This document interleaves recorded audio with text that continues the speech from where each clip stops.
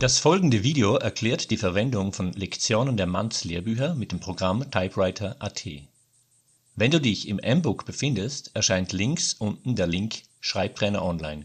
Wenn du diesen anklickst, findest du das Zusatzmaterial Typewriter.at. Der Typewriter kann mit oder ohne Anmeldung verwendet werden und beinhaltet die Übungslektionen deines Schulbuches.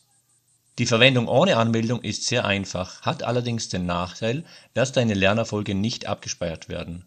Du kannst dazu über den Link im M-Book oder direkt mit der Adresse typewriter.at die Webseite aufrufen und im Lernprogramm den Menüpunkt Üben auswählen. Über das Paging am Ende der Seite gelangst du zu den Lektionen deines Schulbuches und kannst sie über den Button der letzten Spalte starten. Viel Erfolg dabei! Am Ende der Lektion wird dir eine Zusammenfassung deiner Leistung angezeigt.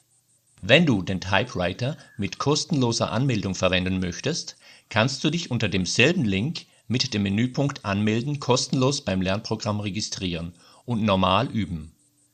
Nach deinem ersten Login kannst du gegebenenfalls auch deiner Lehrperson beitreten, welche die Möglichkeit hat, dir die entsprechende Lektion deines Schulbuches freizuschalten. Damit hast du auch genau deine Buchlektionen und deine Lernergebnisse werden gespeichert. Du kannst außerdem zahlreiche Zusatzfunktionen nutzen: Lernspiel, Klassenranking, Fehlerstatistik, Abzeichen für besondere Leistungen und so weiter. Dazu benötigt deine Lehrperson allerdings auch einen Account, mit dem eine Klasse verwaltet werden kann. Eine Anleitung dazu findet deine Lehrperson im M-Book online.